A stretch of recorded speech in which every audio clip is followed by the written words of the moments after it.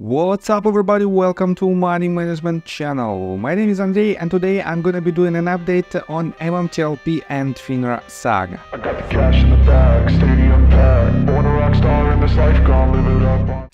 And for today's video guys, I have a really amazing news. This news will literally blow your mind, and I have to admit that I didn't expect these results of my investigation. And potentially we might conclude that the MMTLP saga and the pressure from mass media to MMTLP story was made because of Russia and United States tensions. And this will literally blow your mind. So guys, before we dive deep into all of these news, please hit the like button for YouTube algorithm. It is really important for me to see this support because it takes me substantial amount of time to do these updates, and guys, today's video will literally blow your mind. So let's start first of all with the news that with this tweet that was published by Kristen Shaughnessy. She wrote, "Look what happened when China restricted short selling." She refers to the article that was published by Benzinga, and it was published just yesterday, and it's titled "Chinese stocks rally as Beijing goes all in on financial support squeezes short sellers." And these are two key points. Chinese equities soar driven by Beijing's financial stimulus and short selling regulations following a $279 billion funding plan. PBOC cuts reserve ratio, injecting $139.45 billion into the market. Hong Kong shares jump 3.6%, signaling market recovery. And here you can see the results of this short sellers ban as the part of their general policy, and this is how all the US stocks should behave if regulators and authorities work as intended.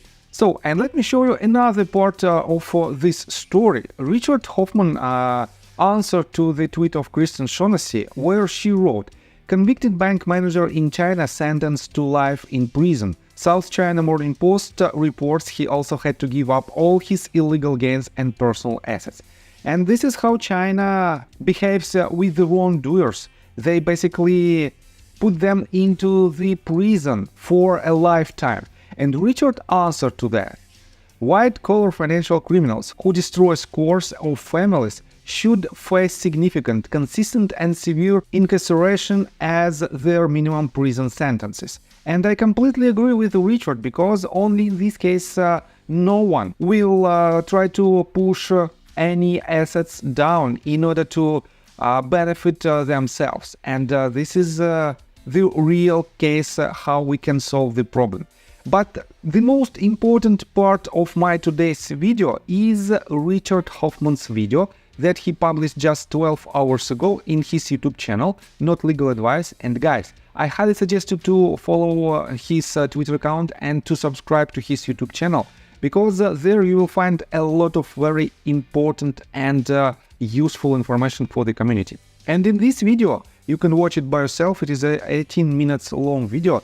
In this video, he explains his thoughts about the upcoming results of Alpine and GTII case that will take place basically at the very beginning of February, if I remember it correct, on February the 8th. Then he explains his current statement in arbitration against Fidelity.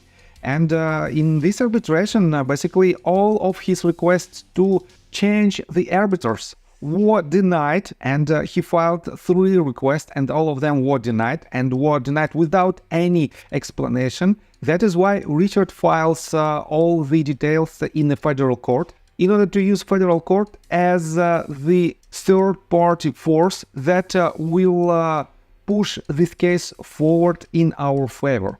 But on top of that, guys, he explains some information about his thoughts on Forbes conflict, and he's talking about this article, and I showed you this in my yesterday's video, that Forbes published this article and they are trying to push this article as hard as they can. And they published several tweets in regards to this on January 22nd, December 31st, December 29th, January 14th, and so on and so forth. And this article is nothing else but a hit piece article, which main purpose is to push our case down. And Richard made this tweet, and he also explained it in his video. He wrote, as alluded to in my YouTube video, Not Legal Advice, Forbes is actually owned and controlled by a Hong Kong investment firm, Integrated Well Media Investment. They have previously been accused of improperly interfering with content. Is it possible that trash like that, prepared by Brandon Kochkudin, is designed to be used as a device or artifice to benefit the financial interests of the investment firm's securities, short or long? Forbes itself makes very little money. And this is a very interesting statement that Integrated Well Media investments might be involved in this saga from the short seller's standpoint. But guys, I started to dig deeper, and this is what I found. So I tried to search who owns Integrated Well Media Investment, and here what I found. This article was published by Fortune on May the 12th, 2023, and let me show you this. Forbes magazine's new majority owner is a 28-year-old billionaire who made his money in self-driving car tech. Here's the picture of this person, and for now, let me quote you this. Austin Russell, a 28-year-old automotive technology tycoon, acquired an 82% stake in Forbes Global Media Holdings, parent of the well-known business magazine. The deal values the company at close to $800 million, the party said in a statement Friday. The seller, Hong Kong-based Integrated Well Media Investment, will retain a minority stake. And this is quite important part, that for now the major shareholder of Forbes is this person. But guys, you know that I'm from Russia, and for now I live on Balkans, in Eastern Europe. And because of my origination, I heard some rumors about Forbes and about acquisition of Forbes by one of Russian oligarchs. And I started to dig deeper. I tried to Google Austin Russell with the word Russian. And here what I found. Washington Post on October the 20th wrote this article. Let me show you this. Russian tycoon claims he's behind Forbes purchase, audio tapes show.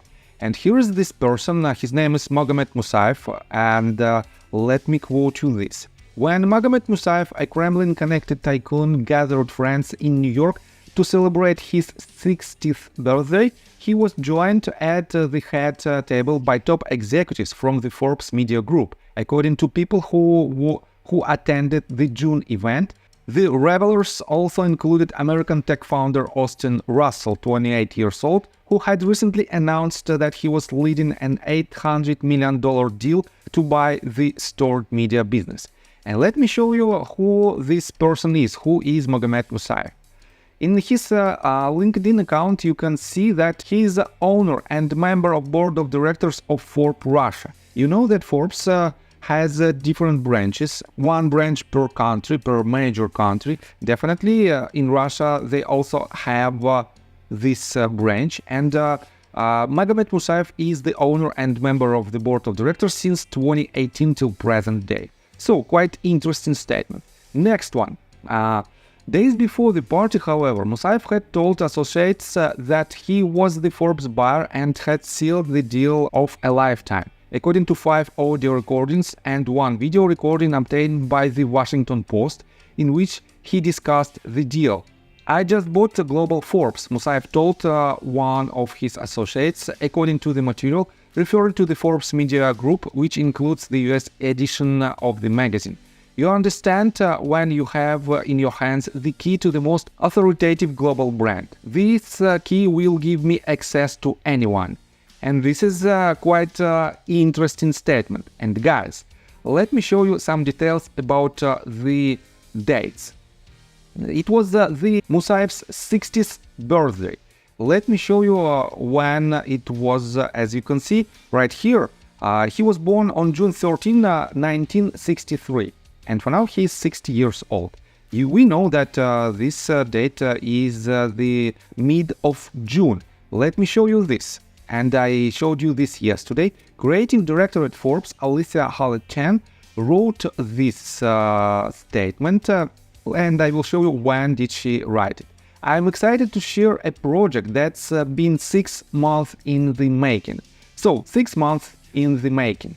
And here is this statement. Here is her LinkedIn account. She wrote this, as you can see, 3 weeks ago. To be precise, on her Instagram account, we have an exact date, December 28, 2023. So, if we count 6 months before this date, it will be the end of June.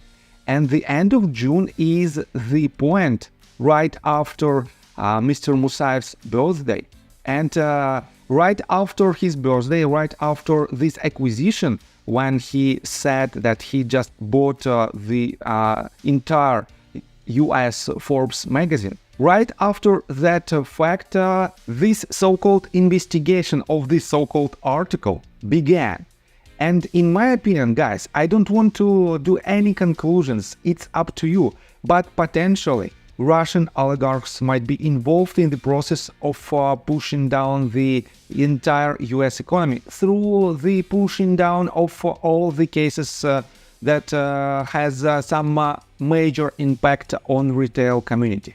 And that is why we can conclude that potentially the real wrongdoers are from Russia, and their main intention potentially to push down the entire US economy. And in my opinion, it is a completely different level of the investigation, and FBI should be involved in this process. So, I have to admit that it is just my thoughts and my due diligence. And guys, please drop me a line and tell me your thoughts about these facts. Do you think that it is possible that we have some Russians who might be involved in this process or not? And I think that's all information that I want to provide you. If you like my video, please hit the like button and subscribe to my channel with notification bell. And see you guys and girls next time. Bye! I got the cash in the bag, stadium packed. Born a rock star in this life, gonna live it up on the attack.